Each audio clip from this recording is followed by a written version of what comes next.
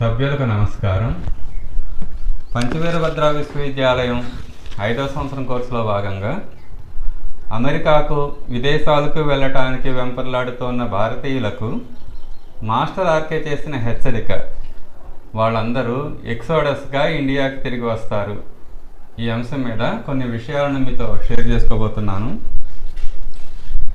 శ్రీకృష్ణుడి యొక్క దైవీ ప్రణాళికకు సంబంధించి ఈ స్వర్ణయుగం ఛానల్లో ఇటీవల వెలువడుతున్న వీడియోలలో ఈ 2025 సంవత్సరంలో మానవ జాతి యొక్క ఉజ్వల భవిష్యత్తుకు సంబంధించిన కొన్ని కీలకమైన సంఘటనలు జరిగి ఈ 2025 సంవత్సరం మానవ జాతి యొక్క చరిత్రలోనే సువర్ణాక్షరాలతో లిఖించబడే అవకాశం చాలా ఎక్కువగా ఉంది అనే విషయాన్ని చాలా ప్రముఖంగా చెప్పడం జరుగుతోంది. దానికి కారణం ఏంటంటే, శ్రీకృష్ణుడి యొక్క నిర్యాణం నుండి సూక్ష్మ జగత్తులో గత 5000 సంవత్సరాలుగా జరుగుతున్న దైవీ ప్రణాళిక కారణంగా ప్రపంచంలో జరుగుతున్న మార్పుల్ని 2025 నాటికి భౌతికంగా మనం స్పష్టంగా గమనిస్తామని పూజ్య గురుదేవుల పండిత శ్రీరామశర్మ ఆచార్య మాస్టర్ ఆర్కే చెప్పడం జరిగింది. ఈ శ్రీకృష్ణుడి యొక్క దైవీ ప్రణాళిక ఏంటి అనేది ఈ వీడియోని కొత్తగా చూస్తున్న ప్రేక్షకుల కోసం మళ్ళీ ఒకసారి ఆ దైవీ ప్రణాళిక గురించి క్లుప్తంగా చెప్తాను. మన సభ్యులందరికీ రెగ్యులర్గా ఈ వీడియో చూస్తున్న వాళ్ళందరికీ ఆ దైవీ ప్రణాళిక గురించి స్పష్టంగా తెలుసు. కొత్త వాళ్ళ కోసం ఆ క్లుప్తంగా ఏంటి అంటే, ప్రతి అవతారము కూడా భూమి మీద 2 లక్ష్యాలతో భూమి మీదకి వస్తుంది అని మాస్టర్గా చెప్పేవారు. ఒకటి ఏంటి అంటే దుష్ట శిక్షణ, 2 శిష్ట రక్షణ. మొట్టమొదట అవతారమూర్తి దుష్ట శిక్షణ చేస్తాడు, తర్వాత శిష్ట రక్షణ. అప్పటి వరకు ఉన్న దుష్టత్వాన్ని తీసేసి తర్వాత ఒక మంచిని సమాజానికి, అప్పటి వరకు సమాజంలో లేని ఒక మంచిని అందజేసి అవతారమూర్తి తన లక్ష్యాన్ని పూర్తి చేసుకుంటాడు. శ్రీరాముడిగా అవతారమూర్తి చేసిన ఆ దుష్ట శిక్షణ ఏంటంటే రావణాది రాక్షసుల యొక్క సంహారము. శిష్ట రక్షణ ఏంటి అంటే రామరాజ్య నిర్మాణము అని మనం అనేక సందర్భాల్లో చెప్పుకుంటున్నాం. ఈ రావణాది రాక్షసుల సంహారం పూర్తయిన తర్వాత, దుష్ట శిక్షణ పూర్తయిన తర్వాత రామరాజ్య నిర్మాణానికి శ్రీకృష్ణుడికి 11,000, శ్రీరాముడికి 11,000 సంవత్సరాలు పట్టింది. అదేవిధంగా శ్రీకృష్ణుడి యొక్క దుష్ట శిక్షణ కార్యక్రమం ఏంటి అంటే ఈ కౌరవ సామ్రాజ్యం యొక్క నిర్మూలన. మరి ఆయన యొక్క శిష్ట రక్షణ కార్యక్రమం ఏంటంటే భూమిని స్వర్గంగా మార్చడము అని మాస్టర్కే చెప్పేవారు. ఈ భూమిని స్వర్గంగా మార్చడానికి 5,000 సంవత్సరాల ఒక దైవీ ప్రణాళికను ఆయన హిమాలయాల్లో ఉన్న ఋషిమండలికి అందజేసి శరీరం వదిలేయడం జరిగింది అని మాస్టర్కే చెప్పేవారు. శ్రీకృష్ణుడి యొక్క నిర్యాణం నుండి హిమాలయాల్లో ఆ ఋషికూటమి సూక్ష్మ జగత్తులో చేస్తున్న ప్రయత్నాల వలన ఆ భూమి స్వర్గంగా మారటానికి తగిన వ్యవస్థలు భూమి మీద ఏర్పడి ఆ సూక్ష్మ జగత్తు యొక్క ప్రయత్నాలను, దైవీ ప్రణాళికకు సంబంధించిన ఈ ప్రయత్నాలను, ఆ మార్పుల్ని ఆ సూక్ష్మ జగత్తులో ఋషికూటం చేస్తున్న ప్రయత్నాల వలన రకరకాల గురువుల్ని, రకరకాల మహాత్ముల్ని గత 5,000 సంవత్సరాలుగా ఋషికూటమి భూమి మీదకి పంపించి భూమిని స్వర్గంగా మార్చడానికి, భూమి స్వర్గంగా మారాలంటే భూమి మీద ఉన్న మనుషులు దేవతలుగా మారాలి, దేవమానవులుగా మారాలి. మనుషుల్ని దేవమానవులుగా మార్చే ఆ ప్రక్రియను వాళ్ళు సూక్ష్మ జగత్తులు గత 5,000 సంవత్సరాలుగా చేస్తూ మన యొక్క ఆలోచనల్ని మార్చడానికి వాళ్ళు ప్రయత్నం చేస్తూ, మన యొక్క సంస్కారాలను మార్చడానికి ప్రయత్నం చేస్తూ అనేక మంది గురువుల్ని, మహాత్ములను కూడా పంపిస్తూ సూక్ష్మ జగత్తులో వాళ్ళు ప్రయత్నం చేస్తున్నారు. శ్రీకృష్ణుడి నిర్యాణం నుండి వచ్చిన ప్రతి గురువు కూడా ఈ కార్యక్రమంలో భాగంగా వచ్చిన వాళ్ళే. బుద్ధుడు కావచ్చు, శంకరాచార్య కావచ్చు, మహమ్మద్ ప్రవక్త కావచ్చు, యేసుక్రీస్తు కావచ్చు, మన దేశంలో కానీ విదేశాల్లో కానీ అవతరించిన మహానుభావులందరూ కూడా ఆ దైవీ ప్రణాళికలో భాగంగా అవతరించారు అని మాస్టర్గా చెప్పేవారు. వాళ్ళు చేస్తున్న ఆ దైవీ ప్రణాళిక యొక్క కార్యక్రమాలు కారణంగా ఆ దైవీ ప్రణాళిక సంబంధించిన మార్పుల్ని 2025 నాటికి స్పష్టంగా మనం గుర్తిస్తాము అని పూజ్య గురుదేవుల పండిత శ్రీరామశర్మ ఆచార్య మాస్టర్కే మా గురువు గారు, ఈ మాస్టర్కే యొక్క గురువు గారు పండిత శ్రీరామశర్మ ఆచార్య, వాళ్ళిద్దరూ కూడా చాలా స్పష్టంగా చెప్పడం జరిగింది. ఈ భూమి స్వర్గంగా మారాలంటే ఇవాళ మన యొక్క ఆలోచన విధానాన్ని, మన యొక్క జీవిత విధానాన్ని నిర్దేశిస్తున్న 5 ప్రముఖమైన రంగాలు ప్రపంచంలో ఉన్నాయి. అవేంటంటే రాజకీయ, ఆర్థిక, శాస్త్ర, కళా, సాహితీ రంగాలు. ఈ 5 రంగాలే మన యొక్క జీవిత విధానాన్ని నిర్దేశిస్తూ మన యొక్క ఆలోచన విధానాన్ని నిర్దేశిస్తున్నాయి. వాటికి అనుగుణంగా మనం ఆలోచిస్తున్నాం, జీవిస్తున్నాం. ఈ 2025 నాటికి ఆ దైవ ప్రణాళికకి సంబంధించిన మార్పుల్ని మనం స్పష్టంగా గమనించాలి అంటే ఈ 2025లో జరిగే కొన్ని అనూహ్యమైన సంఘటనల కారణంగా మానవజాతి శ్రీకృష్ణుడి యొక్క ఆ దైవీ ప్రణాళికను గుర్తించి తమ యొక్క విధానాలని ఆ దైవీ ప్రణాళికకి అనుగుణంగా మార్చుకునే అవకాశం చాలా ఎక్కువగా ఉంది. స్పష్టంగా గమనిస్తే ఏమవుతుందంటే ఆ దైవీ ప్రణాళిక యొక్క వ్యవస్థను అనుసరించడమే కరెక్ట్ అనేది మానవజాతి గుర్తించే అవకాశం చాలా ఎక్కువగా ఉంది ఈ సంవత్సరమే. కానీ ప్రస్తుతం ఉన్న ఈ రాజకీయ, ఆర్థిక, శాస్త్ర, కళా, సాహిత్య రంగాలు ఆ దైవీ ప్రణాళిక అనుగుణంగా ఉండాలి అంటే ప్రపంచవ్యాప్తంగా 3 రకాలైన విప్లవాలు సంభవించవలసి ఉంది అని మాస్టర్కే చెప్పేవారు. ఆ 3 రకాలైన విప్లవాలు ఏంటంటే, విప్లవం అంటే సమూలమైన మార్పు. ఆ సమూలమైన మార్పు ప్రపంచవ్యాప్తంగా 3 రంగాల్లో జరగాలని మాస్టర్కే చెప్పేవారు. ఆ 3 ఏంటంటే ఆలోచన విధానం, ఆలోచన విప్లవం. ఈ మానవజాతి యొక్క ఆలోచన విధానం మారాలి. ఒక ఆలోచన విప్లవం, ఇప్పుడున్న ఆలోచన విధానం కాకుండా ఒక కొత్త ఆలోచన విధానం, ఆ విప్లవం సంభవించాలి ప్రపంచవ్యాప్తంగా భూమి మీద అని ఆయన చెప్పేవారు. అలాగే అంతేకాకుండా ఆర్థిక విప్లవం, ఇప్పుడున్న ఆర్థిక విధానాలు కాకుండా ఒక సరికొత్త భూమిని స్వర్గంగా మార్చడానికి ఉపకరించే ఆర్థిక వ్యవస్థ ఏర్పడాలి. అంటే ఇప్పుడున్న ఈ ఆర్థిక వ్యవస్థ పోవాలి, ఒక ఆర్థిక విప్లవం సంభవించి ఈ ఆర్థిక విధానం సమూలంగా మారాలి. అంతేకాకుండా ఒక విద్యా విప్లవం, ఇప్పుడున్న మానవజాతి నేర్చుకుంటున్న ఈ విషయాలు కాకుండా ఈ భూమిని స్వర్గంగా మార్చడానికి ఉపకరించే విద్యా విధానం ప్రపంచంలో ప్రాచుర్యాన్ని పొందాలి. ఈ 3 రకాల విప్లవాలు సంభవించాలి.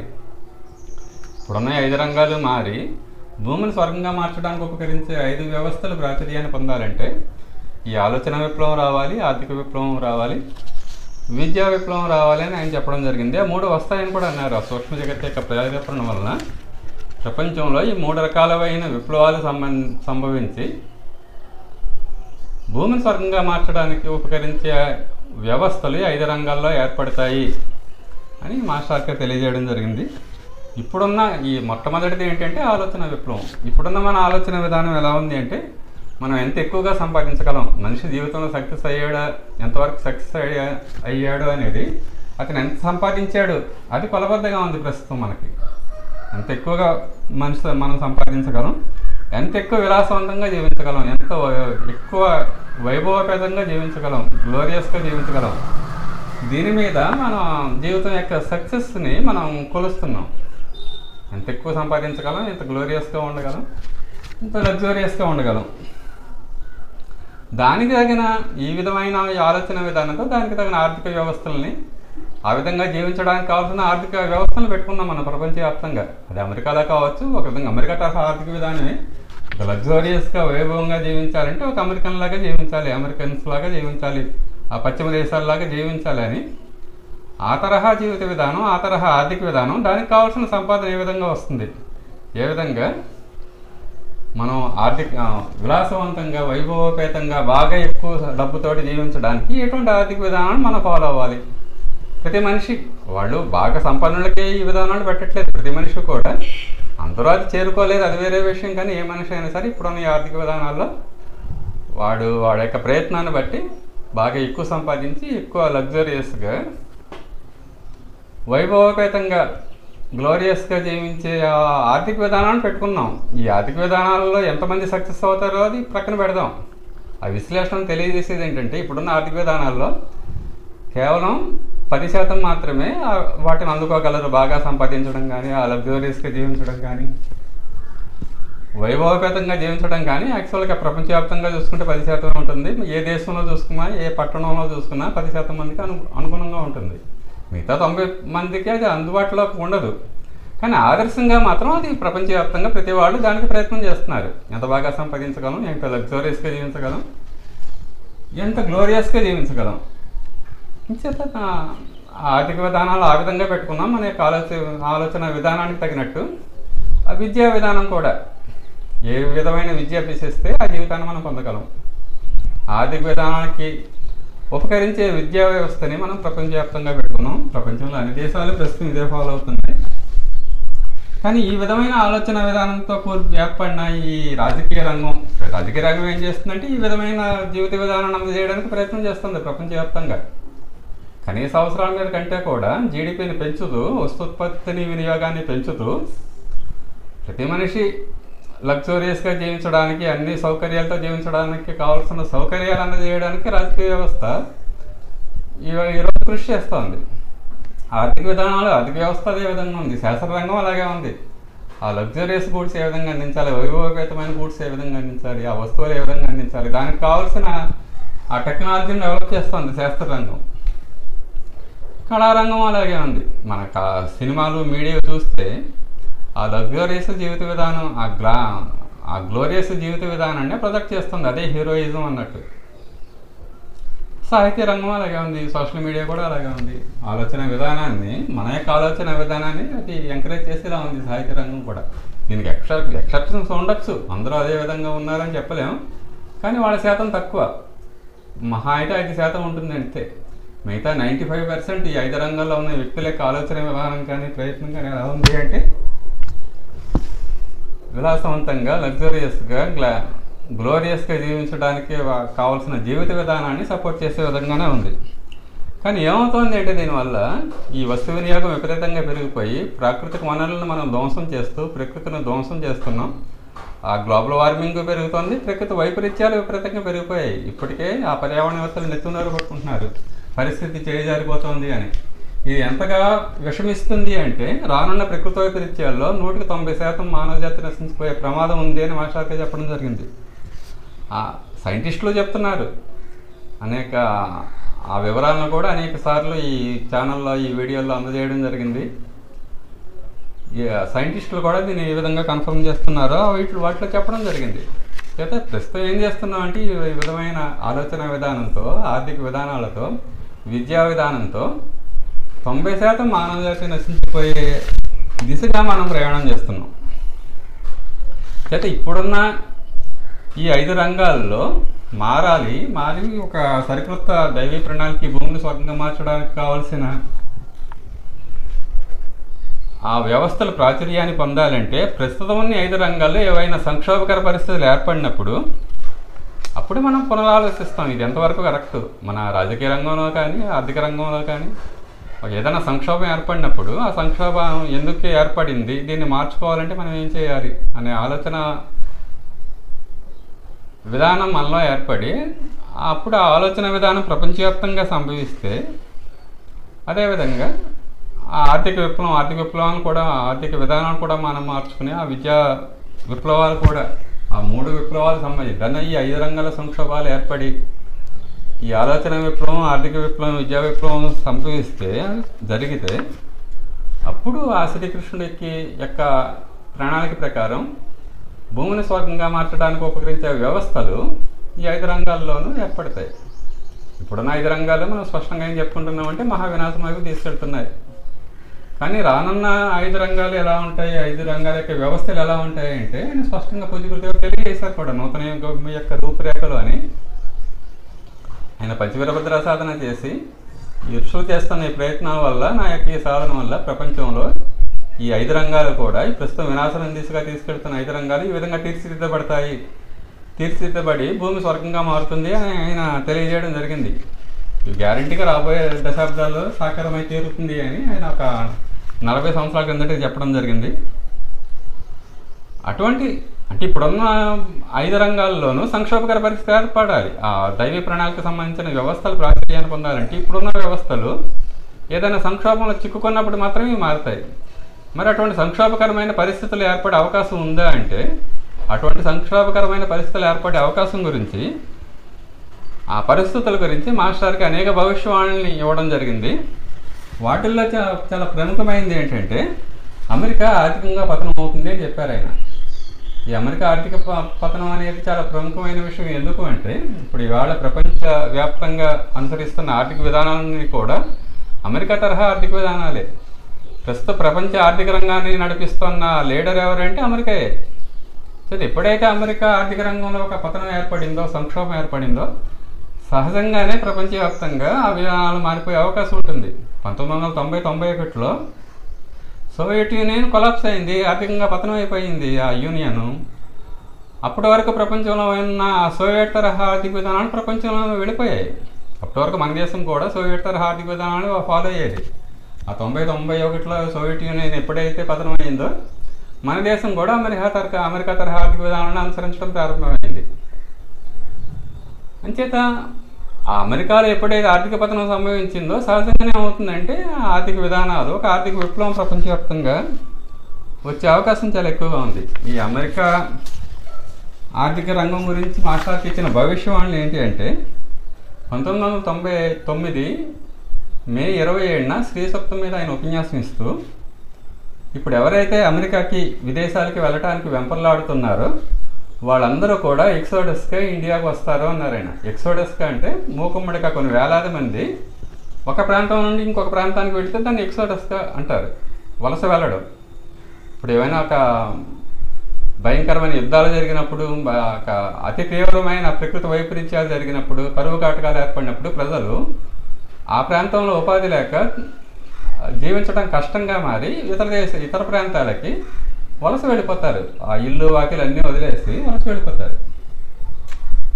కానీ మాస్టర్కే ఇచ్చిన వార్నింగ్ ఏంటంటే ఆ 99 నాటికి అమెరికా వెళ్ళడానికి విపరీతంగా ఒక మోజు ఏర్పడింది, ముఖ్యంగా యువతలో. ఆ Y2K ప్రాబ్లం వల్ల చాలామంది యువత అమెరికాకి వెళ్ళడానికి అందుబాటులో ఉన్న వ్యక్తులందరూ కూడా అమెరికా వెళ్ళడానికి ప్రయత్నం చేశారు, అలాగే ఇతర దేశాలకు కూడా.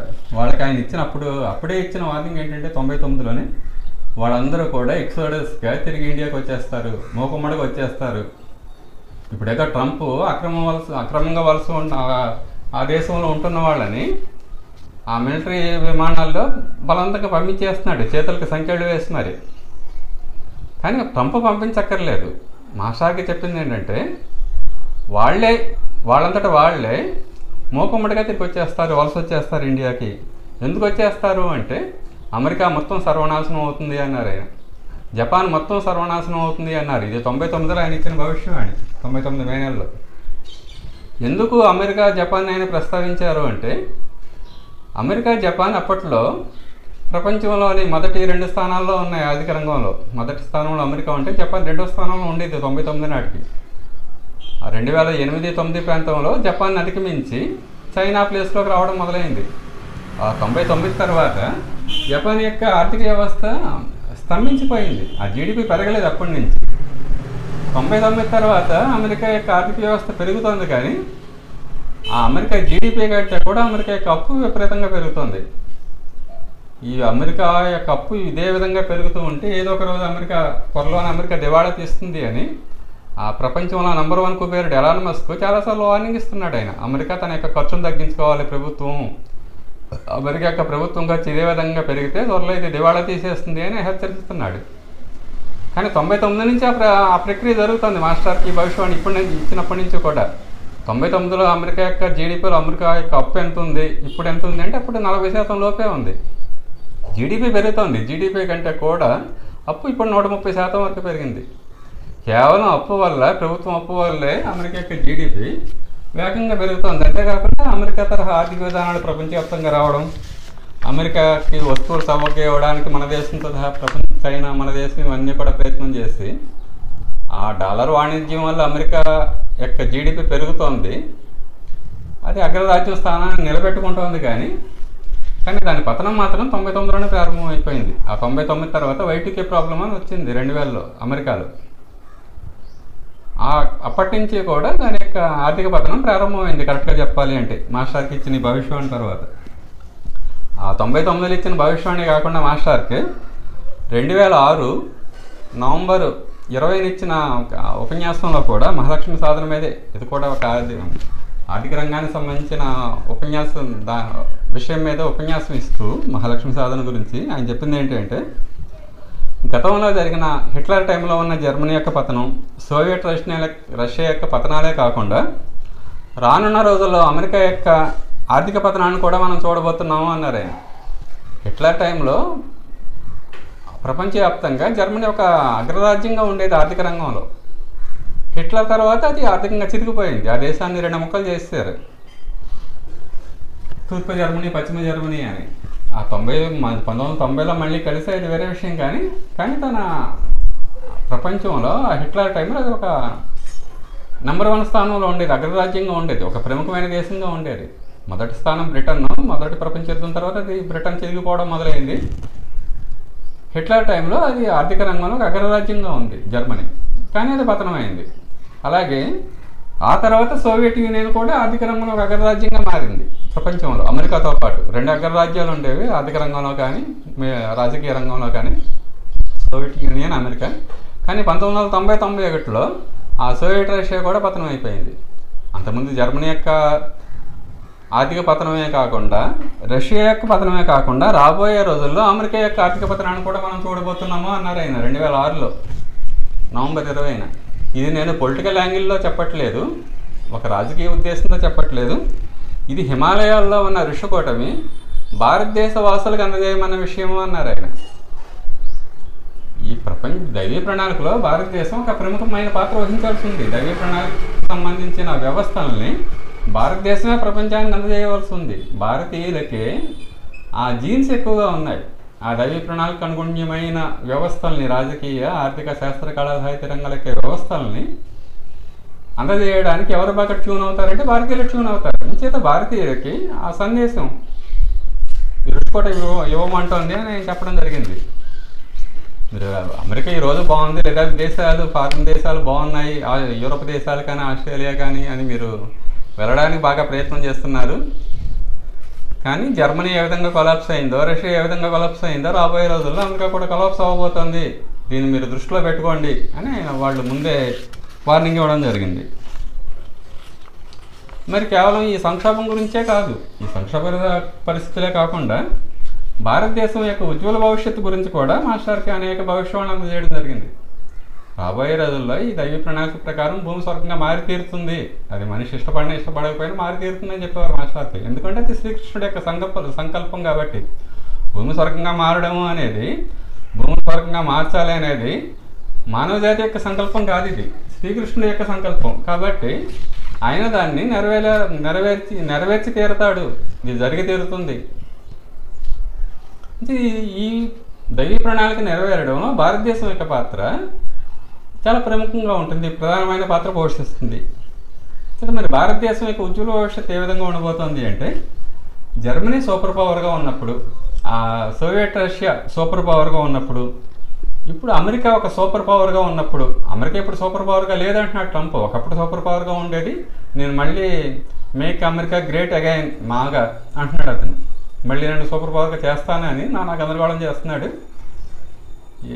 ఆ విధంగా ఒక జర్మనీ ఒకప్పుడు సూపర్ పవర్గా ఉన్నప్పుడు, సోవియట్ రష్యా సూపర్ పవర్గా ఉన్నప్పుడు, అమెరికా సూపర్ పవర్గా ఉన్నప్పుడు, ఈ మూడో కలిస్తే ఎంత సూపర్ పవర్గా ఉంటుందో అంత సూపర్ పవర్గా ఇండియా మారుతుంది అని మాస్టర్గా చెప్పడం జరిగింది. ఏదో ఒక జర్మనీ లాగానే కాదు, సోవియట్ రష్యా లాగానే కాదు, అమెరికా లాగానే కాదు, అసలు మూడు కలిస్తే ఎంత సూపర్ పవర్ అవుతుందో ఒక దేశం, అంత సూపర్ పవర్గా ఇండియా మారుతుందని ఆయన 2006 డిసెంబర్ 31న అర్ధరాత్రి ఇచ్చిన సందేశంలో చెప్పడం జరిగింది. అంతేకాకుండా ఆ ఉపన్యాసం ఆయన ఇంకొక విషయం ఏం చెప్పారంటే, భారతదేశం యొక్క భౌతికవేత్తలో శరీరంలో శిరస్సు ఎంత ముఖ్యమో, మన శరీరం మొత్తాన్ని నడిపించేది ఏంటంటే శిరస్సు. అయితే శరీరంలో శిరస్సు ఎంత ముఖ్యమో ఆంధ్రప్రదేశ్ అంత ప్రముఖ పాత్ర వహించబోతోంది అన్నారు ఆయన. అప్పటికి తెలుగు రాష్ట్రాలు రెండు కలిసే ఉన్నాయి. ఆంధ్రప్రదేశ్ అంత ప్రముఖ పాత్ర వహించబోతుంది అంటే తెలుగు రాష్ట్రాలు, మళ్ళీ తెలుగు రాష్ట్రాలు ఇప్పుడు విడిపోయినా మళ్ళీ కలుస్తాయని చెప్పడం కూడా జరిగింది ఆయన. ఇది 5000 సంవత్సరాల క్రిందటే నిర్ణయింపబడిన విషయం అని కూడా చెప్పడం జరిగింది. ఈ శ్రీకృష్ణుడి నిర్యాణం తర్వాత ఆ దైవ ప్రణాళిక గురించి వాళ్ళు నిర్ధారణ చేసినప్పుడే ఒక ప్రముఖ పాత్ర భారతదేశం అయితే అందులో చక్రవర్తి స్థానం, భారతదేశం జగద్గురు పీఠాన్ని అధిరోహిస్తే అందులో చక్రవర్తి స్థానం ఆంధ్రప్రదేశ్ అని చెప్పేవారు మాస్టర్కి. ఆంధ్రప్రదేశ్ యొక్క ఈ లీడింగ్ రోల్ గురించి, ప్రముఖ పాత్ర గురించి 5000 సంవత్సరాల కిందటే నిర్ణయింపబడింది అని చెప్పడం జరిగింది ఆయన. అంచేత మాస్టర్కి ఇచ్చిన భవిష్యవాణి ప్రకారం ప్రస్తుతం ప్రపంచంలో అగ్రరాజ్యంగా ఉన్న అమెరికా ఆర్థికంగా పతనం అయితే భారతదేశం ఆర్థిక రంగంలో కూడా అగ్రరాజ్యంగా మారుతుంది. అంచేత సహజంగానే ఏమవుతుంది అంటే, విదేశాల్లో స్థిరపడిన భారతీయులందరూ కూడా ఎక్సోడస్కి ఇండియాకి వచ్చేస్తారు. ఇప్పుడు అమెరికాలో బాగుంది కాబట్టి అక్కడికి వెళుతున్నారు. ముఖ్యంగా ఏంటంటే ఆ డాలరు రూపాయి మారకం విలువ వల్ల మనం ఉద్దేశపూర్వకంగా మన దేశం గత 30 సంవత్సరాలు ఏం చేస్తుందంటే ఆ ఎక్స్పోర్ట్స్ని పెంచడానికి రూపాయి విలువను తగ్గించేస్తుంది. ఏ ప్రభుత్వం అధికారంలో ఉన్నా అదే పని చేస్తున్నాయి.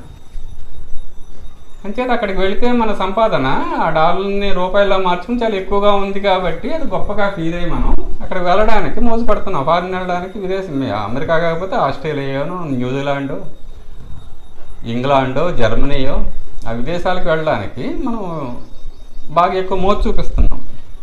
కానీ ఎప్పుడైతే భారతదేశం అంగరాజ్యంగా మారిందో సహజంగా రూపాయి విలువ కూడా పెరుగుతుంది. ఆ డాలర్తో పోల్చుకున్నప్పుడు ఆ మోజు ఉండదు ఇంకా. అంతేకాకుండా అమెరికాలో కంటే ఇతర దేశాలు లేకుండా చాలా హాయిగా బతుకుతారు ఇక్కడ ఉన్నవాళ్ళు.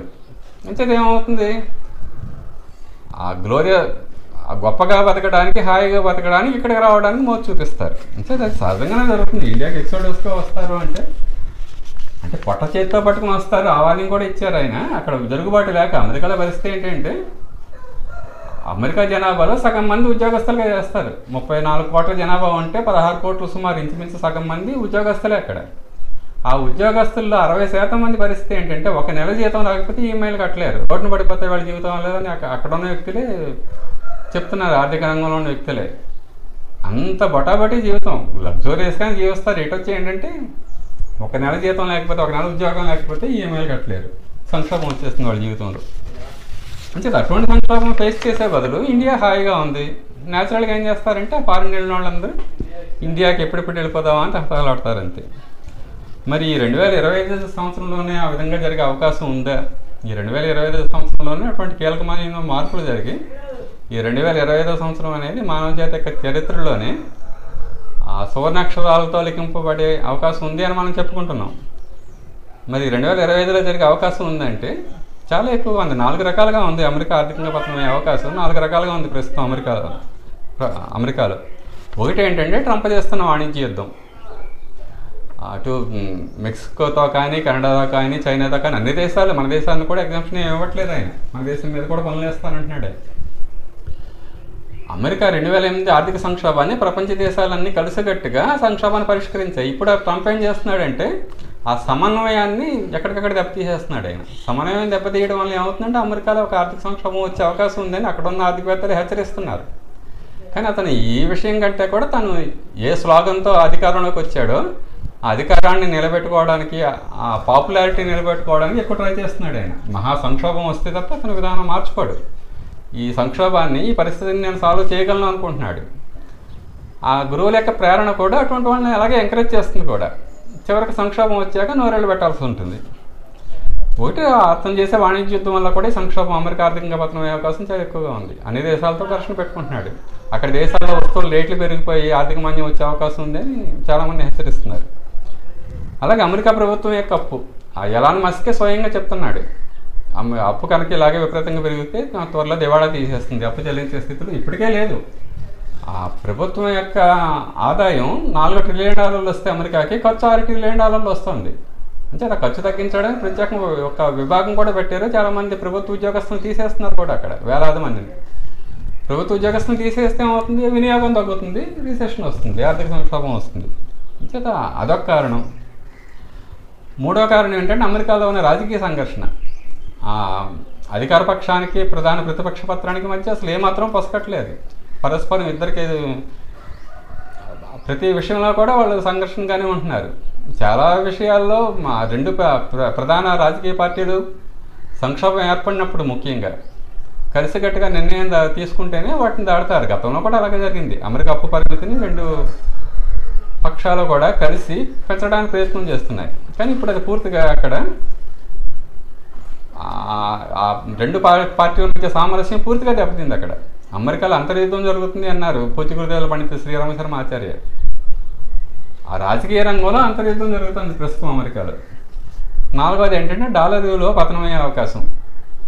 ఈ ముఖ్యంగా బ్రిక్స్ దేశాలు, ఈ రష్యా, చైనా, ఇండియా, దక్షిణాఫ్రికా, ఈ బ్రిక్స్ దేశాల కూటమిలో ఒక ప్రముఖమైన దేశాలు ఉన్నాయి ప్రపంచంలో. అవన్నీ ఆ లావాదేవీలన్నీ లోకల్ కరెన్సీలోనే మనం చేసుకుందామని ఆ దిశగా ప్రయత్నం చేస్తున్నారు.